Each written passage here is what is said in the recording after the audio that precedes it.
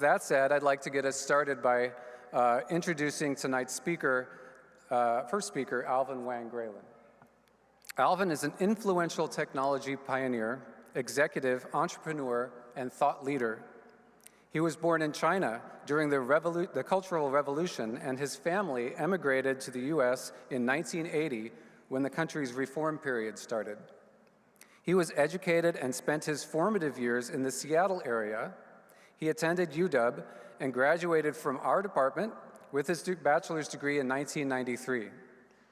At UW ECE, Alvin had a special emphasis on virtual reality as applied to education markets. He also studied parallel processing CPU architecture design applied to neural network AI applications. This is in 1993.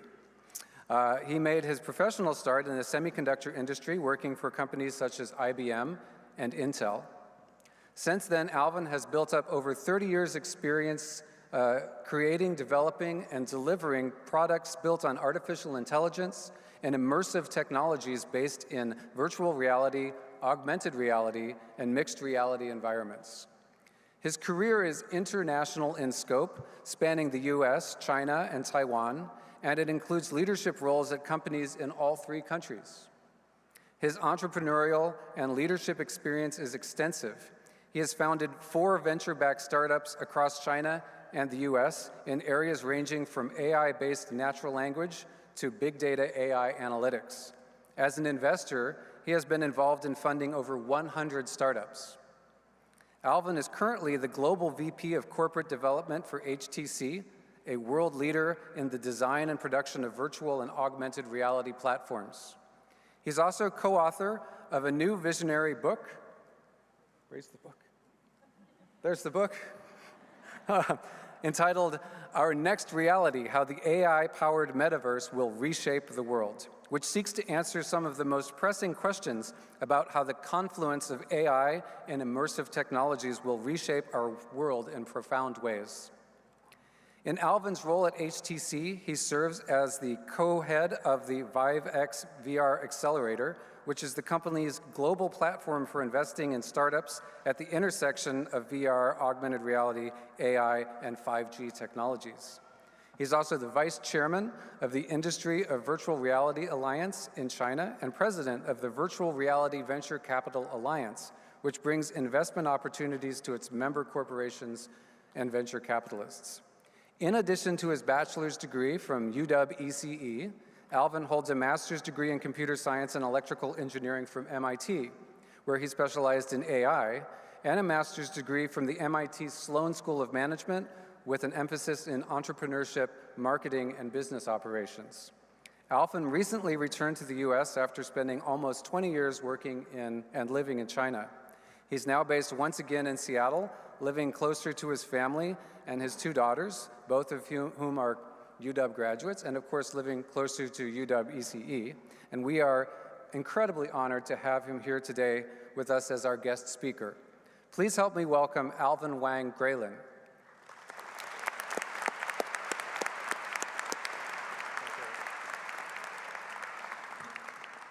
Well, thank you for that kind intro.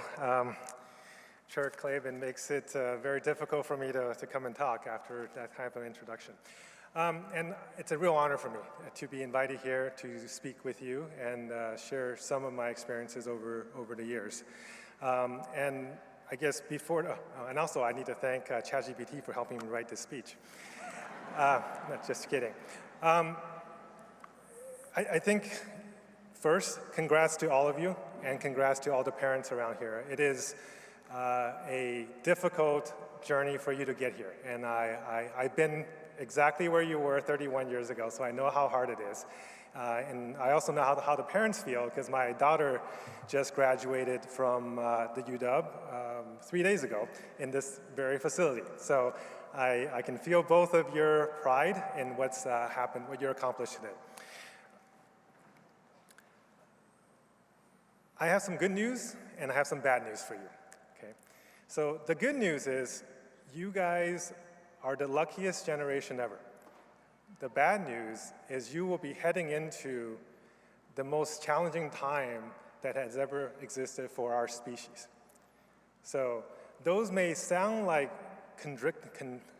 contrarian statements, but by the end of this talk, I hope that you will find that they can both be true. We are entering a period of very rapid change. What will happen in the next 10 years in terms of change in our society will represent what has happened in the last 100. And our society is not structured to be able to withstand that pace of change. We've had multiple industrial revolutions, and the prior ones took 80 years, 60 years, 40 years respectively. This one will happen in 5 to 10 years. So think about the challenges that you're going to be seeing. And the challenges that you will face will not be the same ones that your parents faced. The good news is once you pass this intermediate period of turmoil, we will be heading into a flourishing that has never existed as well because of all of the technologies that are about to mature. In the next 10 years, 5 years maybe, we will have AI, we will have immersive technologies, we will have synthetic biology, all maturing simultaneously in our world.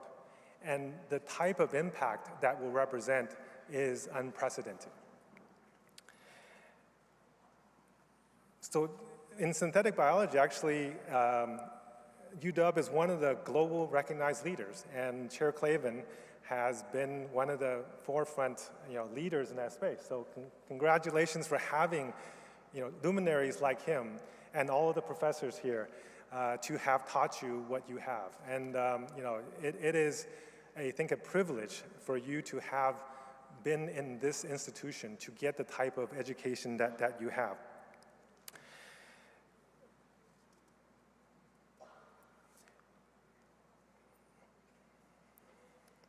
So some of the fundamental things that we have based our reality on is about to change. The things that we take for granted as just common understanding is going to be completely disrupted. And it's important that you keep an open mind in your coming career so that you can adapt to that change. Given that you're graduating from ECE, I am completely not worried about your ability to solve problems, to be a professional engineer and contribute. But I think it's important to understand that your responsibility goes far beyond just being a good engineer. You will need to take a longer-term view in terms of your responsibility as a member of the society. In the coming decade, there will be some significant changes in the way the basis of our reality. Right? You will find that the devices that we used to see as our primary computing devices that were on our desk or in our pockets will be replaced with something that's on our face. You will find that your office will be increasingly virtual, while theoretical concepts will be increasingly visceral. Your coworkers, your teachers, your doctors, your friends even, will be increasingly artificial, but at the same time, you're going to be more productive, more knowledgeable, healthier, and probably happier than any generation that has ever been. Since the beginning of recorded time, we have lived in a world of scarcity, and that scarcity mindset has been what's shaped our behavior. And it's shaped a behavior of creating conflicts around the world because we are fighting for that limited resource.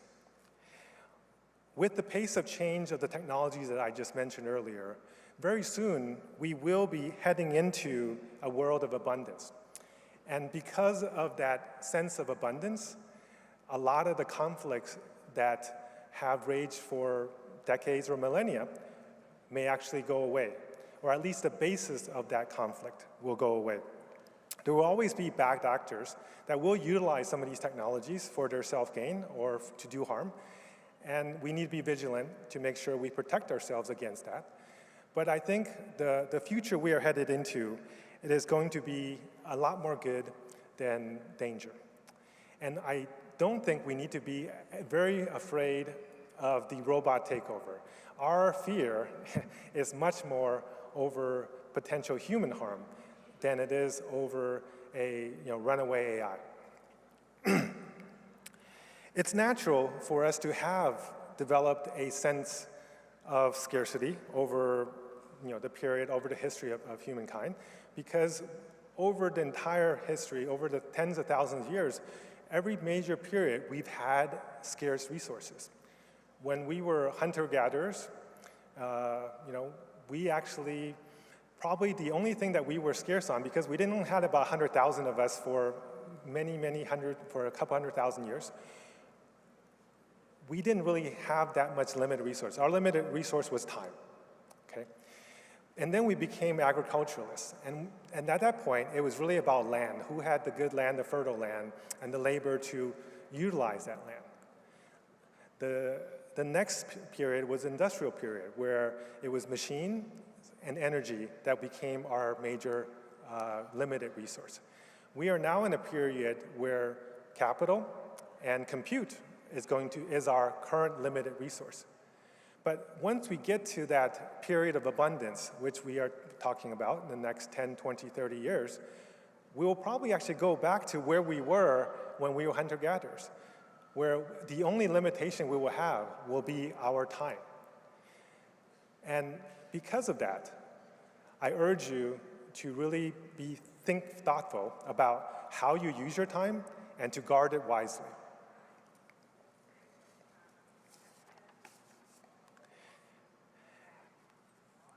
Throughout your career, because you're probably here, you were told, spend your time learning STEM. STEM is the most important thing, and it's what's going to make you successful.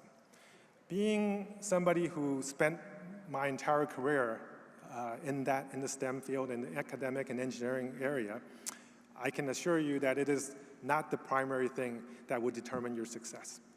So it's important that you actually start to expand your realm of scope of learning and start to think more about soft skills.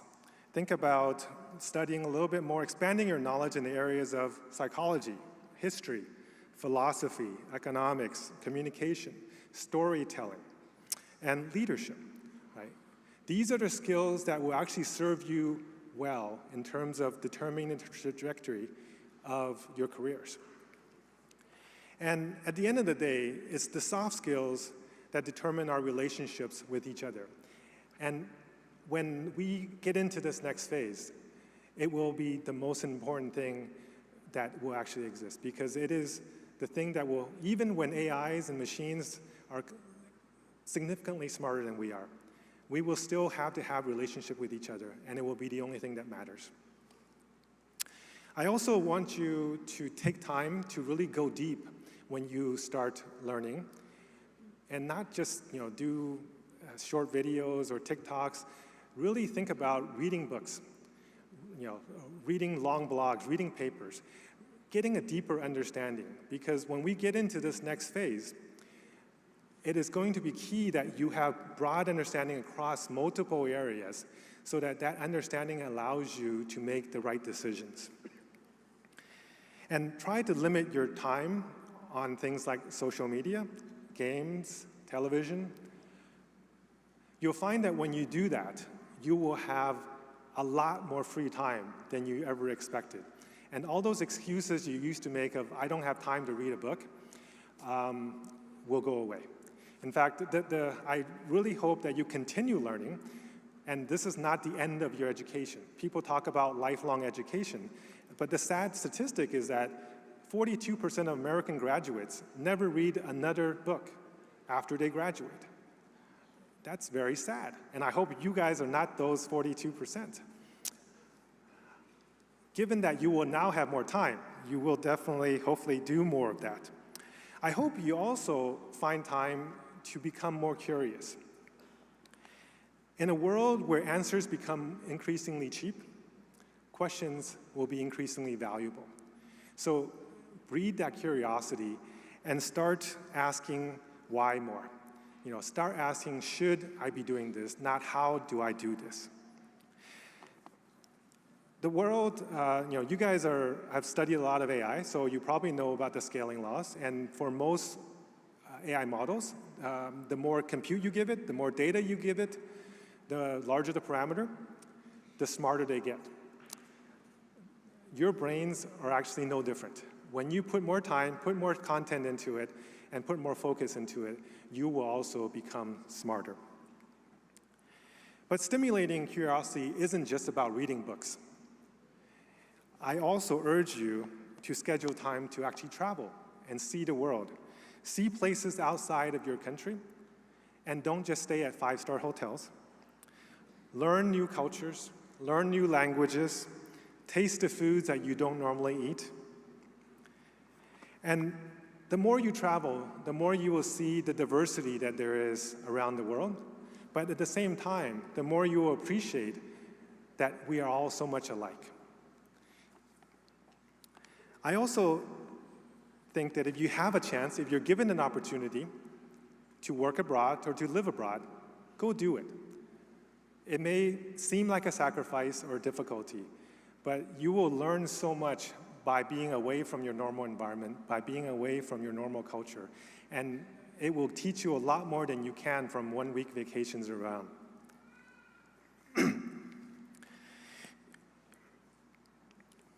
You will soon realize that you are not just a Husky, not just a resident of Washington, not just a citizen of the United States, but you are a member of the human race. And that race extends across this globe.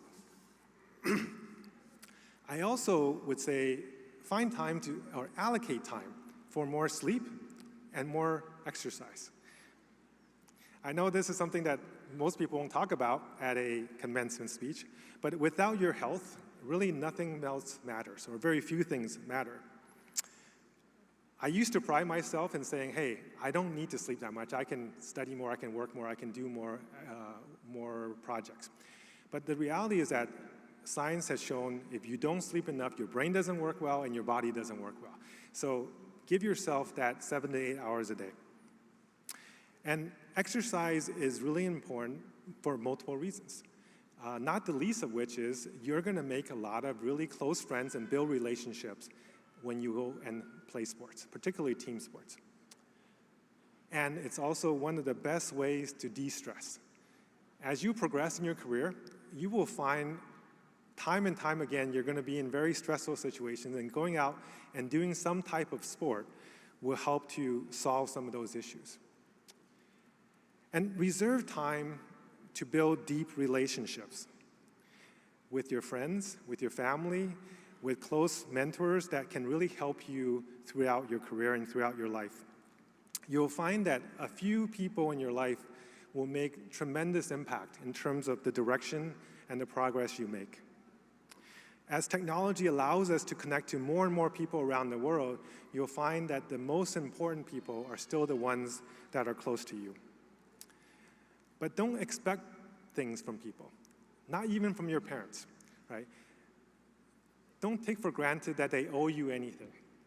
And make sure you show gratitude for everything that you get, everything that people give to you. In fact, after this event, find your parents and go hug them, and go thank them for what they've done to make it possible for you to be here. These days, you hear a lot of people talking about job displacement, and AI is going to come and take your jobs. I'm sorry to tell you, for a lot of you, in the near future, that may actually be a case. But it may actually not be bad news. Too many of us identify ourselves with our jobs. I assure you, you are not your job, okay? You are not your occupation. In fact, I think we need to switch a little bit from this concept of occupation. The Latin root for occupation and occupatio, which means to occupy, and what is it occupying? It's occupying time. You're trading time for money. What I would like us to change our perspective on is to move into vocation. I know it's gotten a bad rap. People think, oh, vocation, those are kind of low-end jobs. No, actually, the Latin root of vocation is vocational, which is to be called, a calling. It is actually what you're called by an higher force to do. And it's something that should be that you love and you enjoy doing. If we start to think about that, for some people, their vocation may be art or music. It could be deep science, it could be AI. It could also be starting companies or leading countries. All of those are possible, but it doesn't have to be something that you're just focused on trading time for money. Most of the great thinkers in our time, they had the luxury of spending time contemplating big issues. Right? You have people like Einstein. How did he make those breakthroughs when he was so young? Because he was spending days and days in a patent office doing not much. He could finish his 8-hour job in 2 or 3 hours and then spend the rest of the time contemplating. So he actually found a way to supplement his vocation with his occupation. Right? You have people like Michelangelo or Leonardo da Vinci. Why were they able to do the things that they did, to make amazing art or creation? Because they had a patron who was able to support them and be able to give them that time and freedom to explore what they're capable of. Very soon, AI will actually be your patron, your benefactor, because it will increase productivity so much that you will have an option to decide if you want to work and how you want to work and what do you want to work on. So AI is not just a tool. It is much more, and it will be very impactful if we use it properly. Some of you, after graduation, will want to participate in this AI-driven future. Some of you will maybe even want to start companies. I would say, if you are going to do it because it is your calling.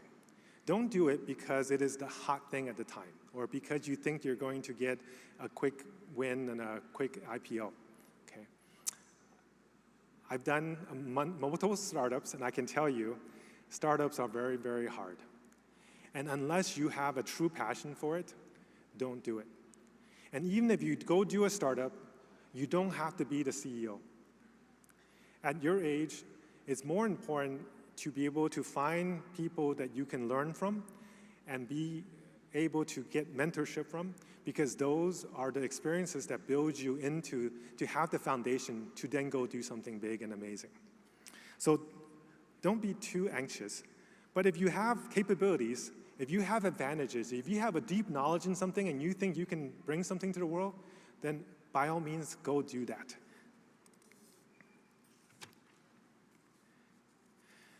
So, and when you take that next job, some of you already have a job, some of you may not. When you pick the job, don't pick a job because of the starting pay or the starting title. Pick the job because it will be able to teach you something. Pick the job because it will have a manager or leader that you respect and can learn from. So, as Chair Klavins said, both my parents were artists, and we immigrated from China. And they came here so that my brother and I could have a better education and a better life. In fact, when I got here at 9, my dad sat us down and said, look, we really value education. We think education is a key to your future, and we brought you here so you can have that. But given that we're artists and we landed in America with $500 and a few art notes, that was all we had. Right? He said, we don't have money to pay for your schooling. If you're going to go to a good college, you have to get scholarships. So we worked very hard to do, to be able to get those scholarships to UW and later to MIT. He also said something else that stuck with me my entire life. He said, everybody's here for a purpose on this world. And that purpose is to try to leave the world better than it was by the means that's most available to you. The best way you can do that. Go find that and then go do it. Right? And that's actually what's driven me my entire career. And when you have a clear purpose, difficult decisions in life becomes much easier.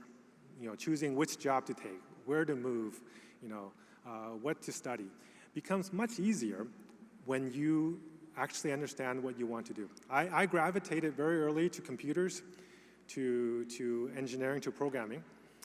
And even the first computers and products I worked with, I went to work to find those products, to buy those products through side jobs, through summer work, through after school work. In fact, I delivered papers, I mowed lawns, I washed dishes, I did telesales. I was a cashier and a bag boy. Those sound like very menial jobs, but it teaches you things. When you're young and you do these things, it teaches you the value of hard work, and it teaches you the value of money, and it teaches you to appreciate what you can get with those work that you exchange for it, right? So I would urge you to, also find jobs that may or may not be the best pay, but it teaches you something. And in terms of the purpose, I think there is a quote from Picasso that probably said it even more eloquently than what my dad said. And it's two phrases. The meaning of life, he says, is to find your gift, and the purpose of life is to give it away. So many of us, I guess, struggle with the question of what is the meaning and what is the purpose of life. In those two phrases, he summed it up. He didn't say the purpose of life is to go make a lot of money or to get on the cover of some magazine. Right? Really think about finding what you're good at and then give it away. Make it possible for whatever that contribution you have to be as widely spread as possible. So no commencement speech can be complete without a personal story. As Chair Klavins mentioned, I recently wrote a book, and the book is a debate about how AI and XR is going to affect our future and what we need to be doing about it and how we prepare for it. So, and this book actually just went, the hardcover just went on sale yesterday. So today is actually a celebration for me as well, so we can celebrate this together.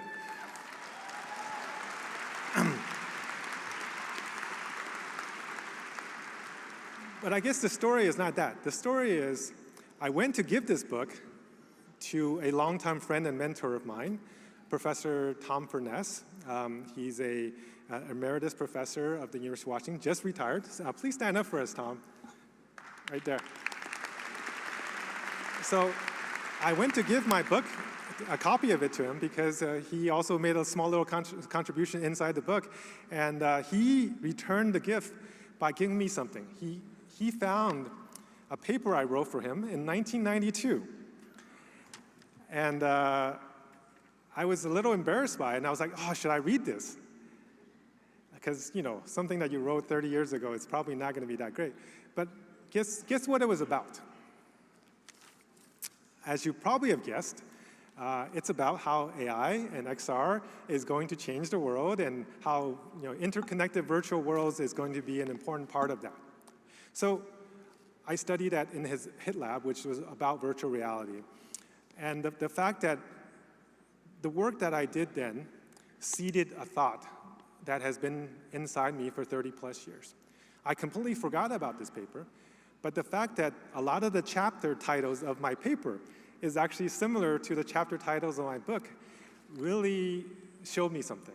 It means it's something that I really cared about and I've been thinking about in the back of my head for a very long time. And having mentors like Tom to have guided me and influenced me at that time made such a difference. People used to ask me recently, how long did it take you to write this book? And I would say, oh, a couple years. And they were like, oh, that's pretty fast. Now that I have this new thought, when they ask again, I'll probably say, well, it took me about 3 decades. They'll probably be saying, oh, what a slacker. Yeah. So seriously, I think I just feel very lucky. I feel very lucky that I'm able to be here and to speak to you. I feel very lucky that I've had the education I have, had the career I have, and had the honor of having mentors like Tom to have brought me here. So I hope you also feel a little bit luckier after this talk. And I'll tell you a fact that makes you maybe even feel even luckier.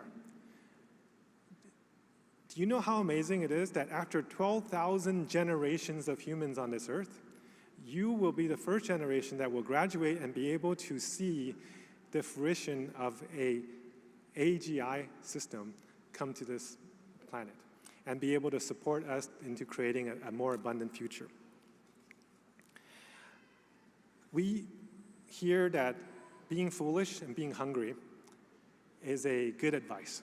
And I think in a world of scarcity, that could be a good advice. But now that we are soon entering a world of abundance, I would say that being curious and being compassionate would be probably better advice for you longer term. In fact, we talked about Einstein, and Einstein actually said something quite profound. He said, "I have no special talents except that I'm passionately curious." So being curious can be quite powerful. Also, it's important to remember that all of these technologies, including AI, are dual-edged swords. And they can be used for good or harm, and there will be people that will misuse these breakthroughs.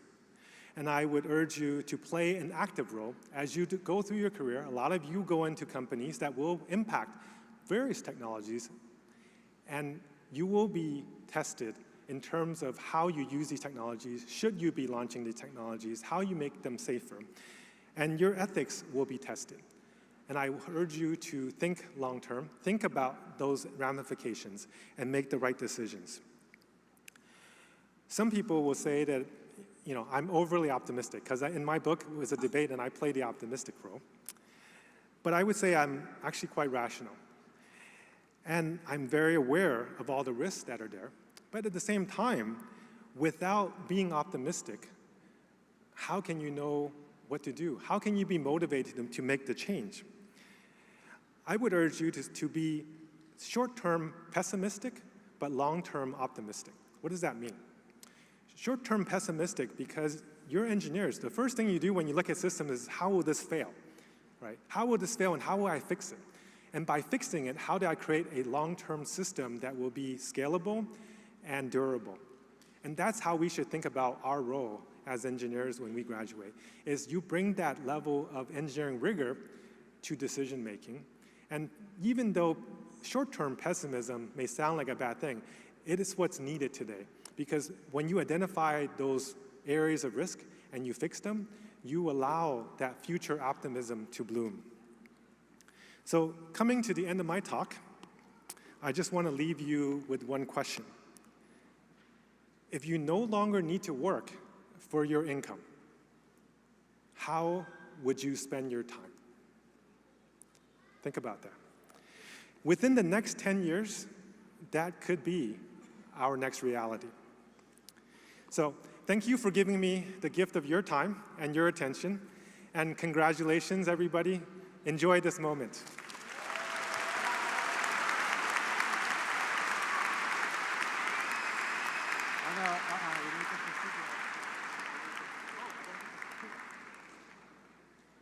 We're gonna find a photographer. Plaque. Oh, thank you. Yeah.